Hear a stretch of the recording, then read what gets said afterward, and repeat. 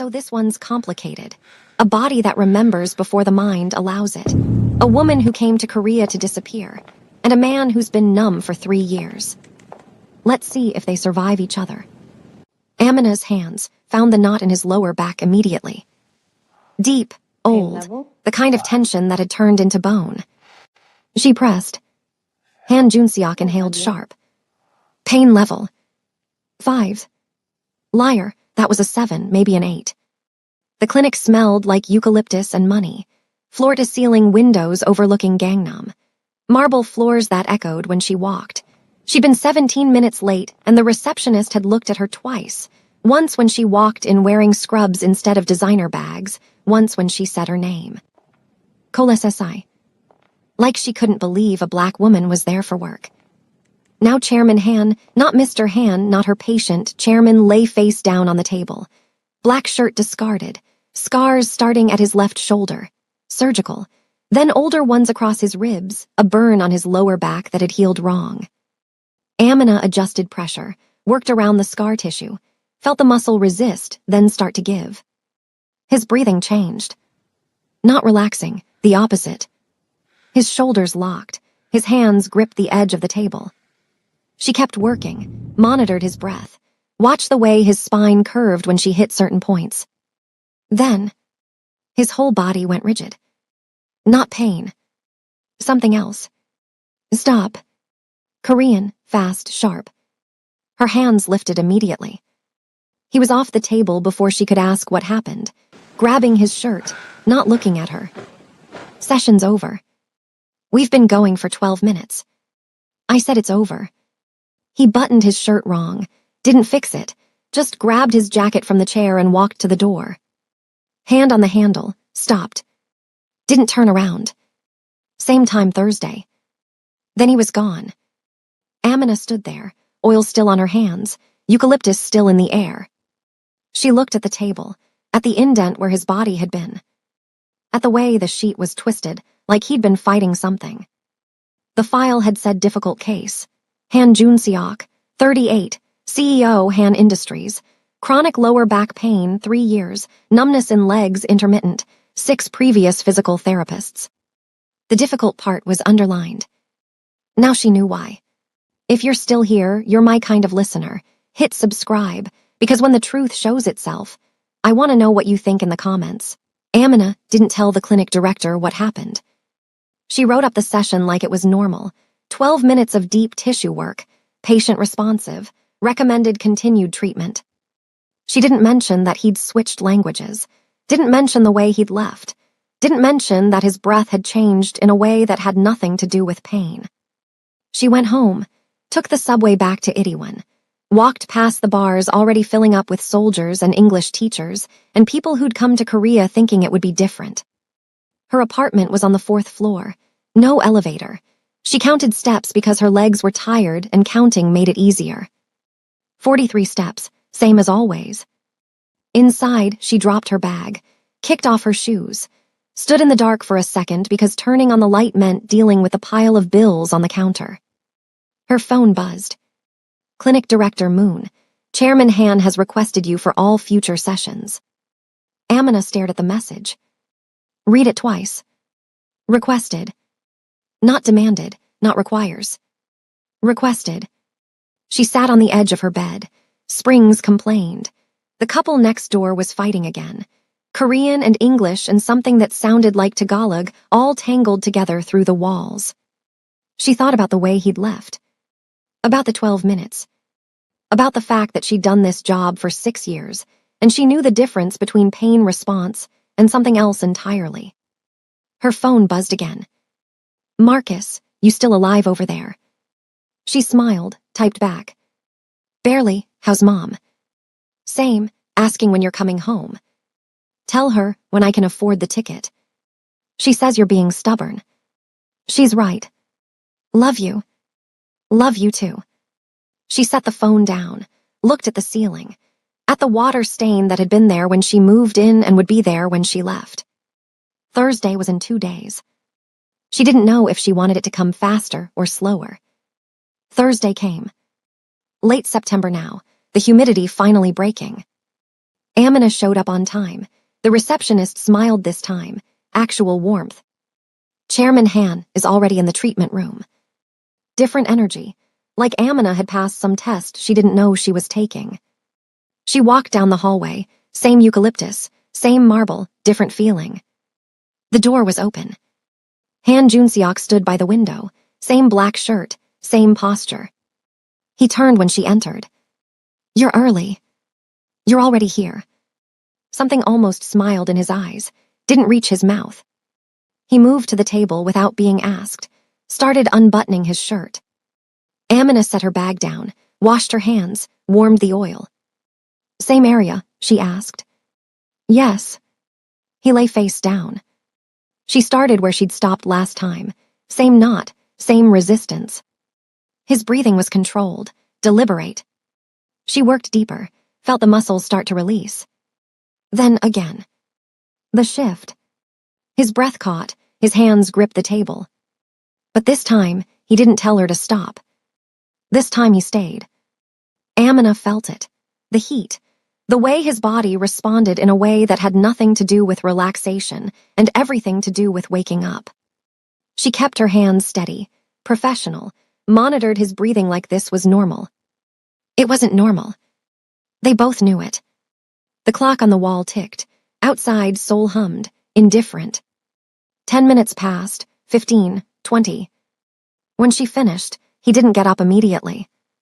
He stayed face down, breathing like he'd run somewhere. "Pain level?" she asked. 3. Truth this time. He sat up slowly, pulled his shirt on, buttoned it correctly. Looked at his hands, at the way they weren't shaking anymore. "Thursday," he said. Not a question. "Thursday," she confirmed. He looked at her then, actually looked, not assessing, not calculating. Something else. Then he left. Amina cleaned the table, washed her hands, stood by the window and looked at Seoul stretched out below. Her palms still felt warm. 3 weeks became 6 sessions. Early October now, the leaves turning in Namsan. The pattern held. Han Junseok arrived early, removed his shirt, lay face down. Amina's hands found his back, lower back, shoulders, the place where the burn scar twisted into muscle. And every time, every single time, his body responded. Not like other patients, not like pain relief or muscle release. Like something waking up. He never mentioned it, she never asked. But the clinic noticed. Amina heard the whispers in Korean, caught the looks from other therapists, the way the receptionist's smile got tighter each time she walked through the door. She knew what they were thinking. Black woman, Korean man, rich Korean man. The math wasn't hard. On the 7th session, Han spoke first. "You don't ask questions." Amina's hands paused on his shoulder blade. "About what?" "Most therapists ask about my day, my work, try to make conversation." "You want me to make conversation?" "No." She went back to work, felt the knot under his scapula start to give. "Why physical therapy?" he asked. "Pays better than nursing, less blood." "That's it. Should there be more?" He was quiet for a moment. She felt his ribs expand under her palms. "You're American." "I'm black." "I know." "Then you know it's not the same thing." His breath changed, not arousal, interest. "You speak Korean." "Enough to know when people are talking about me." And I've heard worse." Her hands moved lower, found the place where his pain started, pressed. He inhaled sharp. "Still a 5, she asked. 7. Honesty. She adjusted, worked around instead of through, felt him start to trust the pressure. "The scars," she said, "car accident." His whole body went rigid. "Wrong question." Silence heavy, the kind that'd wait. The clock ticked, 5 seconds, 10. "We're done," he said. But he didn't get up. Just lay there, breathing like he was deciding something. "My wife and daughter," he said, finally, quiet, 3 years ago. Amina's hands stilled. "I was driving." The air in the room changed, eucalyptus and grief. "I'm sorry," she said. "Everyone's sorry." Doesn't make it less true. He was quiet for so long, she thought he'd shut down completely. Outside, a siren passed, faded. Then, the pain started after. Doctors said psychological. Gave me pills, therapy, nothing worked. Until you. Amina pulled her hands back, stepped away from the table. I should refer you to someone else. He sat up fast. Why?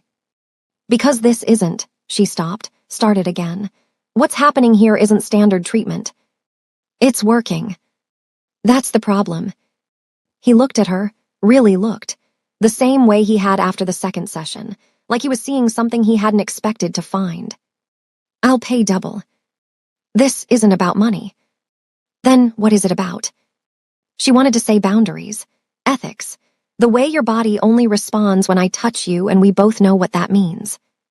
But she didn't say any of that. Thursday, she said instead. His jaw tightened. You just said. I know what I said, Thursday. She walked out before he could respond. Amina didn't sleep that night. She lay in bed, listened to the couple next door, thought about the way Han's voice had cracked when he mentioned his wife and daughter, about the way his body had tensed, then released, about the way she'd felt it, the exact moment he decided to trust her. Her phone buzzed at 2 a.m. Unknown number. She almost didn't answer. Hello? It's Han. She sat up. How did you get this number? Clinic directory. That's not supposed to be. I know, I apologize. Silence. She could hear him breathing. Traffic sounds on his end. He was outside somewhere. Why are you calling? She asked. I don't know. More silence, longer. The pain is back, he said. It's 2 a.m. It's been 6 hours since our session. I know. She understood then what he was really saying. It only stops when you're here. I can't help you with that, she said. I know. Good night, Chairman Han. June Seok. What? My name, it's June Seok. Her hand tightened on the phone. Good night. She hung up before he could say anything else. Stared at the ceiling, at the water stain. This is medical, she told herself again. The stain didn't believe her either. Thursday came. Mid-October now, the air crisp enough to need a jacket. Amina thought about not showing up. Thought about calling the clinic director, saying it wasn't working, requesting reassignment. But she showed up. And he was already there. Standing by the window, same black shirt, same posture. But something different in his shoulders. I shouldn't have called, he said, without turning around. No, you shouldn't have. It won't happen again. Good. He turned then, looked at her. I need to know something. What? Is it just me? She knew what he was asking, knew what the answer meant. Yes, she said, quiet, honest, just you. Something crossed his face. Relief, fear, want. All three. He moved to the table, removed his shirt. The scars looked darker today, or maybe she was just seeing them differently. He lay face down.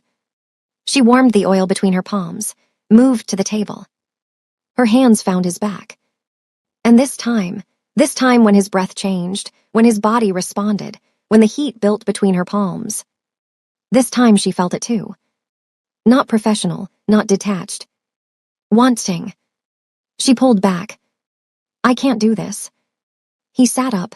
Amina. Don't. Just listen. No, she stepped back. This isn't we can't. I know. Then why? Because I'm alive when you touch me. Raw, unguarded. For 3 years I've been numb and now I'm not, and I know it's wrong and I know you should leave, but I'm asking you not to. She looked at him, at the scars, at the way his hands were shaking. She thought about her mother, about the lessons passed down, about carrying weight that wasn't hers to carry. I need to think, she said. Okay. Don't call me. I won't. She grabbed her bag, made it to the door. Amina. She stopped, didn't turn around. When you decide, he said, whatever you decide, I'll accept it. She left. Made it to the elevator, before her hands started shaking too. And that's when everything got messy. But before we get there, if you're invested in where this goes, hit subscribe. Trust me, it gets worse before it gets better. Amina didn't go back Thursday. She called the clinic director, said she had a family emergency, asked for coverage. Director Moon was quiet for 3 seconds too long. Chairman Han specifically requested, "I understand, but I need the week." Another pause. "Of course, feel better, Coles SI." Late October now, the temperature dropping fast. Amina spent the week in her apartment, picked up extra shifts at the hospital in Itaewon, changed bedpans and took vitals and helped elderly patients who called her daughter in Korean even though she wasn't. Work that didn't make her hands shake. Work that didn't make her think about the way Jun Seok's breathing had changed under her palms. On day 5, Marcus called. "You sound tired." "I am tired." Korea tired or life tired? She smiled, leaned against her kitchen counter, looked at the bills she still hadn't opened. "Both." "Mom says you should come home." "Mom says a lot of things." "She misses you." "I miss her too." Silence, the kind siblings have when they know each other too well. "What's his name?" Marcus asked. "There's no." "Amina." She closed her eyes. "It's not like that." "Then what's it like?" "Complicated." "Korean." "Yes." "Rich." "Very." Marcus whistled low. "And let me guess, you're his therapist." "Was maybe, I don't know." "That's a lot of I don't knows." "That's the problem." More silence. She could hear his kids in the background, laughing, fighting, living. "You gonna tell me what happened?" he asked. "His body only responds when I touch him." "Responds how?" "Not like that, I mean." She stopped, started again. "He had an accident, lost his wife and daughter, been in pain for 3 years, and when I work on him, the pain stops, but only with me." "That's physical therapy, Mina." "It's not just physical therapy." "Then what is it?" She didn't answer. "Does he know?" Marcus asked, quieter now. "Know what?" "That you feel it too." Her hand tightened on the phone. "I didn't say." "You didn't have to." She sat on the floor, back against the cabinet, stared at the ceiling. "What do I do?" "What do you want to do?" "I don't know." "Yes, you do. You're just scared of the answer." He was right. She was terrified. On day 7, Amina went back to the clinic. Early November now, the ginkgo tree's golden. Director Moon looked relieved. Chairman Han has been calling every day. "What did you tell him?" "That you were unavailable. He asked if you were sick, if you needed anything." She paused. He seemed concerned. Amina nodded, took the hallway to the treatment room. The door was closed. She stood outside for a full minute, hand on the handle. "Whatever you decide, I'll accept it." She opened the door. Jun Seok stood by the window. Different shirt today, dark gray, but same posture, same shoulders.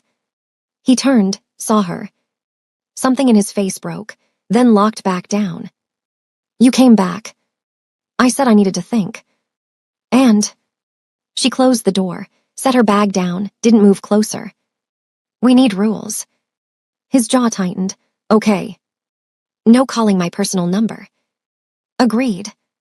"Sessions stay in this room, nothing outside." "Understood." "And if this becomes something other than medical, we stop immediately." He was quiet, looked at her like he was measuring the distance between honesty and safety. "It's already something other than medical," he said. "I know." "Then why the rules?" "Because without them, I'll leave, and you'll go back to being numb." Direct hit, she saw it land. He moved to the table, started unbuttoning his shirt. "Will the rules make it easier?" he asked. "No." "Then why?" "Because I need to pretend they will." He stopped, hands on the third button, looked at her. "You don't have to pretend with me." "Yes, I do. That's the only way this works." He finished unbuttoning, laid face down. Amina washed her hands, warmed the oil, moved to the table. Her hands found his back. The heat was immediate. Stronger than before. like her absence had made his body hungrier. She worked the knot near his spine, felt it resist, then give. His breathing changed within seconds. Pain level, she asked. 8. And now? 4. Her hands moved to his shoulders, the scar tissue, the burn. Why did you call every day? She asked. I told you, the pain came back. That's not the only reason. Silence, his ribs expanded under her palms. I thought you left, he said, finally, like the others. I'm not like the others. I know. Her hands stilled. How? Because you're the first person who's touched me in 3 years who didn't feel sorry for me. She started working again, slower now. I do feel sorry for you, she said. That's not what I mean. Then what do you mean? You don't touch me like I'm broken. Her throat tightened. She pressed deeper into the muscle, felt him tense, then release. You are broken, she said, quiet. I know. So am I. His breath stopped, just for a second. How? He asked. She shouldn't answer, should keep it professional, keep the distance. But her hands were on his skin, and his body was waking up under her palms, and the rules were already useless. I came to Korea to disappear, she said. Thought if I was far enough away, I could be someone different. Are you? No, I'm just black in a different country. He was quiet. She felt the question in his silence. My ex, she said. We were together 6 years. He wanted me to be softer, smaller, less angry about things that made me angry. She worked the knot near his left shoulder blade. So I tried, and it almost killed me. What happened? I left, came here, started over. Do you miss him? Sometimes, I miss who I was before I met him. Her hands moved to his lower back, the place where everything centered. Your wife, Amina said. You still love her. Not a question. Yes. You feel guilty. Every day. For surviving. For everything. She pressed into the knot, felt 3 years of grief locked in his muscles. This won't fix that, she said. I know. I can't bring them back. I know. Then what do you want from me? His hands gripped the edge of the table. I want to feel something other than guilt when I'm alive. The honesty gutted her.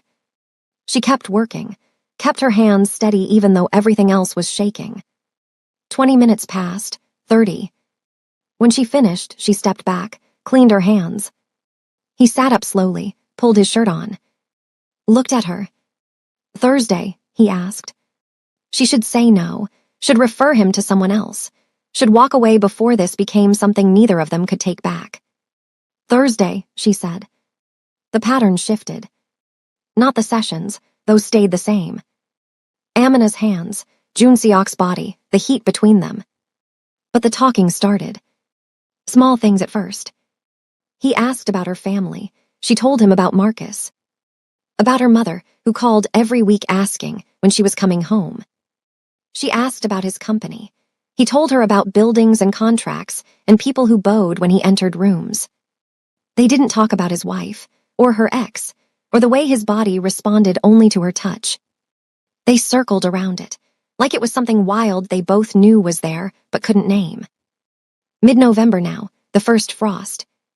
On the 4th Thursday after she came back, Jun Seok arrived with coffee. For you, he said, set it on the counter. Amina looked at it. What is this? Coffee. Why? You always look tired. That's not, she stopped, looked at him. We said no gifts. It's coffee, not a gift. It's from the place on the corner, the one that costs 15,000 won. You know the prices. I know I can't afford them. He was quiet, then, I'm sorry. For what? For not thinking.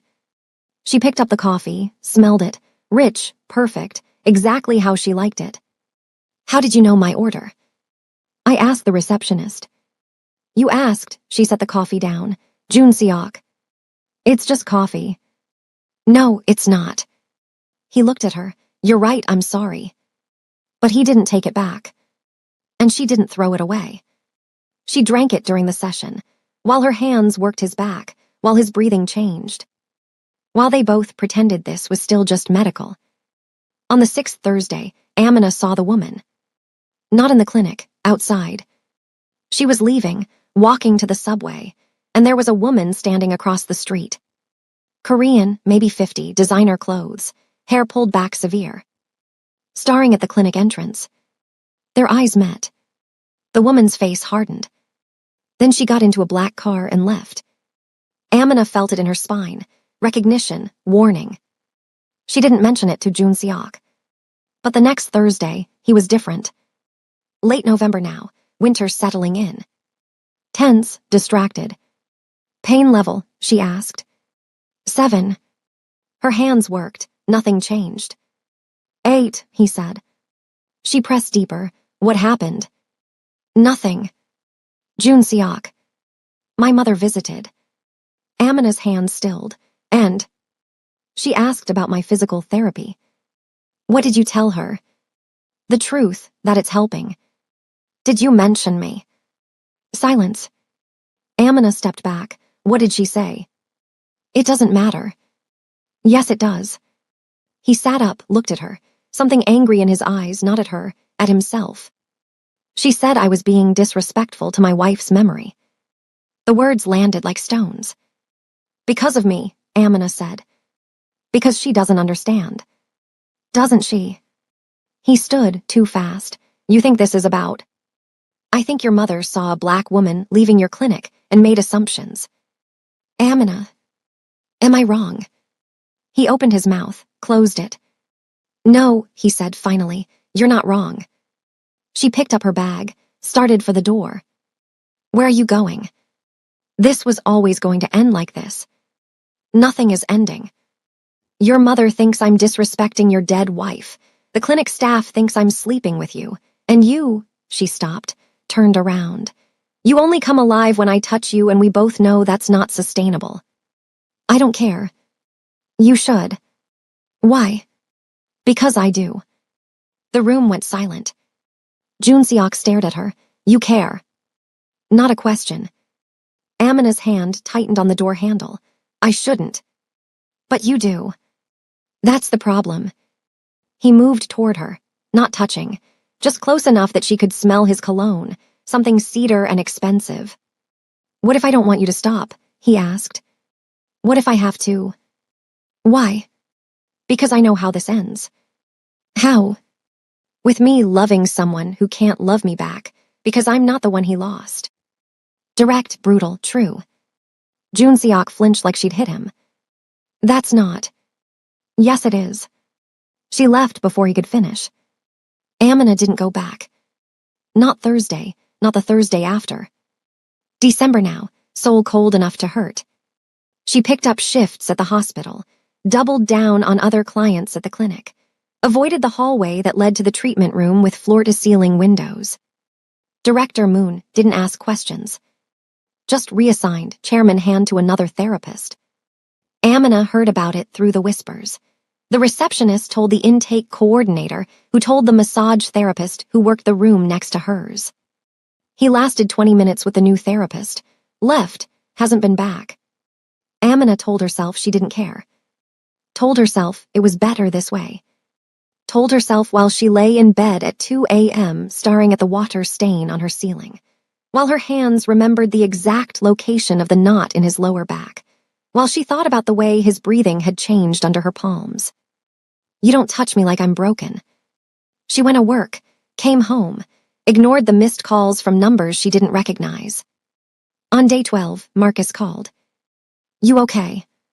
Why wouldn't I be? Because you sound like you did after Jordan. Her ex's name. She hadn't heard it out loud in 2 years. This is nothing like Jordan. Isn't it? Jordan wanted me smaller. This is. She stopped. What? Different. Different how? She didn't answer. Mina, Marcus said, gentler now, you can't save everyone. I'm not trying to save anyone. Then what are you trying to do? Survive. The word came out harder than she meant. Marcus was quiet. Then, you coming home. Can't afford it. That's not what I asked. She looked around her apartment, 4 floors up, No elevator, bills on the counter. The couple next door fighting in 3 languages. I don't know where home is anymore, she said. Home is where people know your name, where you don't have to explain yourself. Then I've never had a home. Amina. I have to go, love you. She hung up before he could argue. Stared at her phone. 7 missed calls, all the same number. She knew whose it was. She deleted them without listening. On day 15, Jun Seok showed up at the hospital. Mid-December now, first snow expected. Amina was changing an IV bag, looked up, saw him standing in the hallway. Out of place, dark suit, sharp edges, in a building that smelled like disinfectant and decay. Her hand stilled. The patient, an elderly woman who barely spoke English, looked between them. Boyfriend, she asked in Korean. No, Amina said, same language. Handsome. Yes. The woman smiled, closed her eyes. Amina finished with the IV, walked into the hallway. You can't be here, she said. I know. How did you find me? I asked. That's invasive. I know, I'm sorry. He looked terrible, thinner, shadows under his eyes, shirt still pressed but something disheveled in the way he stood. You look like shit, she said. I feel like it. Good. His jaw tightened. Can we talk? We are talking. Somewhere private. No. Amina. You need to leave. I will, after you hear me out. A nurse passed, looked at Jun Seok, looked at Amina, kept walking. More whispers, more math. 5 minutes, Amina said, outside. They stood in the alley behind the hospital. Dumpsters, cigarette butts, the smell of old food and medical waste. Soul in the background, gleaming, indifferent. Her breath visible in the cold. The pain came back, Jun Seok said. I know. How do you know? Because it was always going to. He looked at her. I tried the new therapist, tried 2 others after that, nothing worked. That's not my problem. I'm not asking you to fix it. Then what are you asking? He was quiet, looked at his hands, at the way they were shaking. I'm asking you to let me be honest, he said. About what? About the fact that I think about you every day, that I replay every conversation, that he stopped, breathed, that I haven't felt anything real since the accident until you touched me. Amina's chest tightened. You feel guilty? Yes. You think wanting me means betraying your wife? Yes. And you think I'm going to absolve you of that? He looked up. No. Then what do you want? I want permission to feel this without fixing it. The honesty hit different this time. Raw, undefended. Your mother hates me, Amina said. She doesn't know you. She doesn't want to know me. I know. Your staff talks about me like she stopped, tried again, like I'm something you bought. I know. And you're still in love with a ghost. I know. Then this is impossible. I know that too. She laughed, bitter, exhausted. So what the fuck are we doing? I don't know. Silence, traffic sounds, someone shouting in Korean 3 buildings over. A taxi honked, long, angry. I can't be your therapist anymore, she said. I understand. And I can't be the person who makes you feel alive just by existing. What can you be? She looked at him, at the shadows under his eyes, at the way he was holding himself together with nothing but will. I don't know yet. But you're not saying no. I should. But you're not. She wasn't. God help her, she wasn't. If we do this, she said, if we try, it's not going to be clean. I don't expect clean. Your mother will make my life hell. I'll handle my mother. The clinic. I'll stop going to the clinic. The pain. I'll deal with the pain. Jun Seok. I'll deal with it, Amina, he stopped, started again. Just don't disappear again. Her throat tightened. I disappear when things get hard, it's what I do. I know. It's not fair to you. Let me decide what's fair. She wanted to argue, wanted to list all the reasons this wouldn't work, all the ways they'd destroy each other. But her hands remembered his skin, and her chest remembered the way he'd looked at her when he said, "I'm alive when you touch me."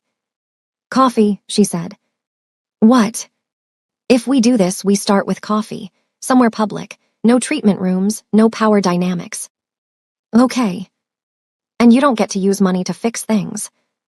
"Okay." "And if your mother says one racist thing to my face, I'll address it immediately." She studied him, looking for the lie, the escape route. Found nothing but exhaustion and want. "Tomorrow," she said, "the place by the clinic, 7 a.m. before my shift. I'll be there. If you're late." "I won't be." She nodded, started to walk away. "Amina." She stopped, didn't turn around. "Thank you," he said. "Don't thank me yet." He was there at 6:45. Next morning, still dark, snow starting to fall. Amina saw him through the window, sitting at a corner table, 2 coffees already ordered. She stood outside, watched him check his phone, look at the door, check his phone again. Nervous. Chairman Han, CEO, man who controlled boardrooms and buildings. Nervous. She walked in. He stood immediately, almost knocked his coffee over. "Hi," he said. "Hi." They sat. Amina looked at the coffee, same order as before, perfect. "You remembered," she said. "I pay attention. That's what worries me." He almost smiled. "Should I apologize for that too?" "Probably." This time he did smile, small, uncertain. They drank in silence. Not comfortable, not yet. But not unbearable. Snow fell outside, soft, quiet. "Your shift starts at 8, he asked. 8:30. "How long have you been at the hospital?" 3 years, since I got here." "You like it?" "It's honest work. People need help, I help them. No one asks questions." "About?" "Why I'm here, what I'm running from if I'm legal." His face hardened. "People ask you that?" "All the time. That's normal for me." He looked down at his coffee. "I don't know what that's like." "I know." "Will you tell me?" "Why?" "Because I want to understand." She studied him, looking for performance, for the kind of curiosity that was really pity. Found something else, genuine interest, discomfort with his own ignorance. "Maybe," she said, "eventually." "Okay." More silence. A woman walked past their table, looked at them, looked again. Amina felt the calculation, saw the judgment. Junseok noticed. "Does that happen often?" he asked. "Every day." "I'm sorry." "For what? You didn't do it. For not noticing before." She looked at him. "You notice now." "I'm trying to." It wasn't enough, but it was something. They finished their coffee, talked about nothing. The weather, the traffic, safe subjects. When Amina stood to leave, Junseok stood too. "Can I see you again?" he asked. "Tomorrow, same time." "Okay." She started to walk away, stopped. "Junseok." "Yes." "This doesn't mean I forgive you for showing up at my job." "I know." "Or for the phone calls." "I know." "Or for Amina." She looked at him. "I'm not asking for forgiveness," he said. "I'm asking for a chance." "Those aren't the same thing." "I know." She left before she could say something stupid. Like yes, like stay. Like I'm terrified this is going to destroy me, but I'm more terrified of walking away. They met every morning for 2 weeks. Through December, through the snow, through the shortest days of the year. Same coffee shop, same table, same order.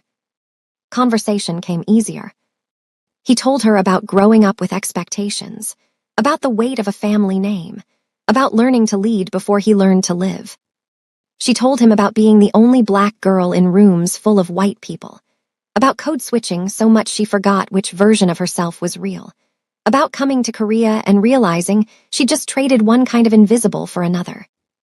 He asked questions, listened, didn't try to fix. She watched him, looked for red flags, for the moment he'd revert to Chairman Han.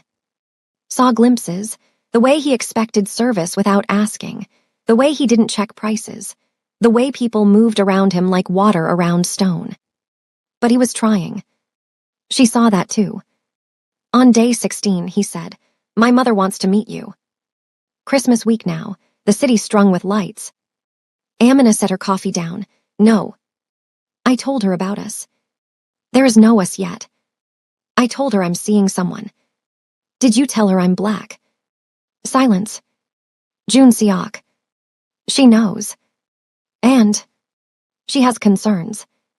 Amina laughed, sharp, bitter. "I bet she does. She thinks it's too soon after." He stopped. "After your wife died." "Yes. She's not wrong. She's not right either." "What does that mean?" He looked at her. "It means I'm allowed to move forward." "Are you, or are you just running from grief?" Direct hit. She saw it land. "I don't know," he said, honest, raw, "but I want to find out." Amina met his mother on a Saturday. New Year approaching, the city preparing. June Seok picked her up. Black car, driver, the kind of wealth that didn't need to announce itself. She wore a dress, nothing fancy, but professional, hair natural, no armor. "You look beautiful," he said. "I look acceptable." "Amina, let's just get this over with." The restaurant was in Gangnam, private room, traditional Korean, low tables, shoes off at the door. His mother was already there. The same woman Amina had seen outside the clinic. Older up close, elegant, cold. She looked at Amina, at her skin, at her hair, at everything she wasn't. "Mother," June Seok said in Korean, "this is Amina Cole." His mother didn't stand. "Sit," she said, English, accented, deliberate. Amina sat. June Seok sat next to her. His mother ordered, without asking what they wanted, spoke to the server in rapid Korean. Then turned to Amina. "You were my son's therapist." "Yes." "Not anymore." "No." "Why not?" Amina looked at June Seok. He looked back, steady. "Because it became inappropriate," Amina said. His mother's eyes narrowed. "Inappropriate how?" "Mother," June Seok started. "I'm asking her." Amina met her gaze. "Because we developed feelings that went beyond a professional relationship." "I see." Food came, small dishes, banchan, then soup, then fish. They ate in silence. His mother watched her, every bite, every movement. Chopsticks clicked, tea poured, nothing else. Finally, "You know about his wife?" "Yes." "And his daughter?" "Yes." "Do you think you can replace them?" "No." The answer seemed to surprise her. "Then what do you want from my son?" Amina set down her chopsticks, looked at June Seok, then back at his mother. "I don't want anything from him. I want something with him, if he wants it too. He's grieving." "I know. He's vulnerable. So am I." His mother's face hardened. "You're not." "Korean. I know, you've made that clear." "I was going to say suitable." The word landed like a slap. June Seok stood. "We're leaving." "Sit down," his mother said. "No, you invited Amina here to humiliate her. I won't allow it." "I invited her to see if she was serious." "She is." "How do you know?" "Because she's still sitting here." His mother looked at Amina. Something shifted in her eyes. "You're not afraid," she said. "I'm terrified," Amina said, "but not of you." "Then what?" "Of failing, of being another mistake he makes while grieving, of," she stopped, breathed, "of not being enough." Silence. His mother studied her, long, assessing. Then she spoke in Korean. June Seok answered, back and forth. Amina caught maybe one word in 5. Finally, his mother stood. "I don't approve," she said, in English now, looking at Amina. "But my son has been dead for 3 years. If you can help him live again, I won't stand in your way." She left. Amina and June Seok sat in silence. Snow fell outside the window, heavy now. "That was," Amina started. "Horrifying. I was going to say brutal. That's her being kind." "Jesus." He almost smiled. "She likes you." "That's what she's like when she likes someone." She didn't call security. That's her version of approval. Amina laughed, exhausted, overwhelmed. Junseok reached across the table, took her hand. First time he'd touched her since the clinic. His skin was warm, familiar. "Thank you," he said. "For what?" "For staying." She looked at their hands, at the way his fingers fit between hers. "I almost left." "I know. Your mother is. I know. This is going to be hard. I know." She met his eyes. "Are you sure?" "No, but I want to try anyway." She turned his hand over, traced the lines on his palm, felt his pulse under her thumb. "Okay," she said. "Okay. Okay." He smiled, real this time, full. And for the first time since the clinic, Amina felt it too. The possibility. They didn't sleep together for 6 weeks. Not because they didn't want to, but because Junseok was terrified. Late January now, the coldest month. "It's been 3 years," he said. They were in his apartment. First time she'd been there. 40th floor, view of the Han River, everything glass and steel and expensive emptiness. No photos, no clutter, nothing that said a family had lived here. "Since the accident?" Amina asked. "Since he stopped, looked at his hands. "Since my body has worked properly." She understood then. "The numbness," she said. "The doctors said it was psychological, that if I worked through the grief," he laughed, bitter. "But working through it didn't help. Nothing helped until me." "Yes." She sat next to him on the couch, not touching, just close. "What are you afraid of?" she asked. "That it won't work. That we'll try and I'll feel nothing and you'll leave. Realize I'm broken in ways you can't fix." She turned to face him. "I'm not here to fix you." "Then why are you here?" "Because broken recognizes broken." He looked at her, really looked. "You don't seem broken," he said. "That's because I've gotten good at hiding it." Silence, the city hummed below them, indifferent. The river dark, frozen in places. "Jordan," she said. "My ex, he wanted me grateful, wanted me to perform happiness even when I wasn't happy, especially when I wasn't." She pulled her knees up.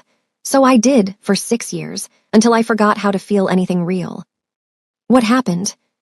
"I woke up one day and didn't recognize myself, realized I'd spent so long being what he needed that I'd disappeared."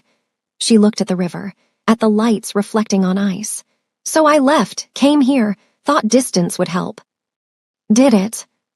"No, I just brought myself with me." Junseok was quiet. Then, "Do you still love him?" "No, but I'm still angry at who I became trying to." "Are you angry now?" She thought about it. No, just tired. He reached for her hand, slow, asking permission. She gave it. His fingers laced through hers, warm, solid. "I don't know if this will work," he said. "I don't either. But I want to try." "Okay. Just be patient with me." "Okay." He brought her hand to his mouth, kissed her knuckles. Her breath caught. Not arousal, something deeper. Recognition. They sat like that until the city went dark. The first time they tried, nothing happened.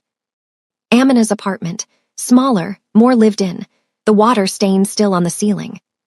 February now, Valentine's Day coming. They'd been dating for 8 weeks. Coffee every morning, dinners when their schedules aligned, long conversations about nothing and everything. He'd told her about his daughter, Minjai, 4 years old when she died, obsessed with dinosaurs and the color purple. She'd told him about her father, gone before she could remember him, about growing up with a mother who worked 3 jobs and still came to every school play. They'd kissed several times, but nothing more. Until tonight. Amina's bed, her sheets, her space. She pulled him down, kissed him, felt him respond. Then stop. His body went rigid. "I'm sorry," he said, breathing hard. "I can't." "It's okay." "No, it's not. I want to, I just..." "Junseok, look at me." He did. "It's okay," she said again. "You deserve." "I deserve someone who's honest. You're being honest." He closed his eyes, This is humiliating. Only if you make it that. She pulled him close, not sexual, just close. His head on her chest, her arms around him. His heart hammering, then slowing. Tell me about her, Amina said. Who? Your wife. He tensed. Not to hurt you, she said, because she's part of you and I want to know you. He was quiet for a long time. The couple next door laughing now, different sound. Then, her name was Soo Jin. We met in university. She was studying art history. I was studying business. She thought I was boring. Were you? Extremely. Amina smiled, felt him smile too. She painted, he said. Abstract stuff I never understood, but she'd explain it to me anyway, for hours, until I'd fall asleep and she'd get mad and paint me sleeping. Do you still have them, the paintings? No, his voice cracked. I couldn't look at them, gave them to her parents. Amina's arms tightened around him. Minjai looked like her, he said. Same eyes, same laugh, same way of demanding attention without asking for it. She sounds like she was loved.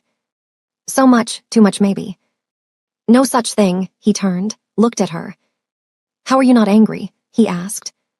About what?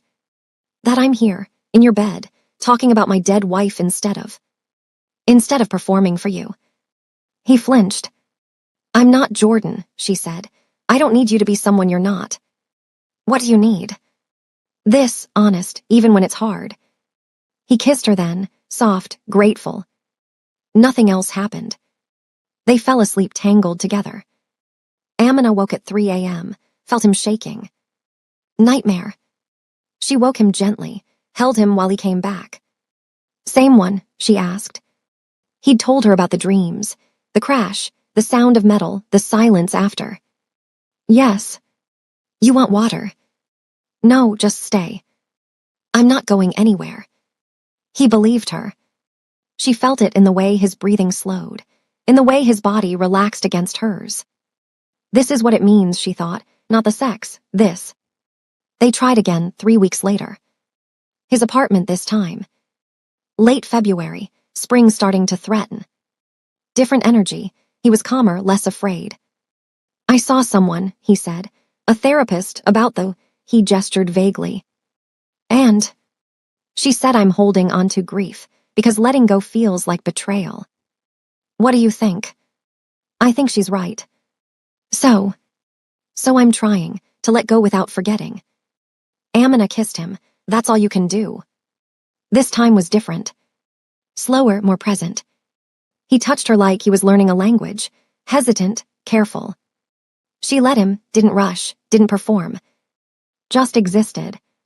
When he stopped again, breathing hard, she didn't ask why. Just held him. I'm sorry, he said. Stop apologizing. I want this to work. It is working. How? We haven't even. Yes, we have. He looked at her, confused. You're here, she said. You're trying, you're not running, that's working.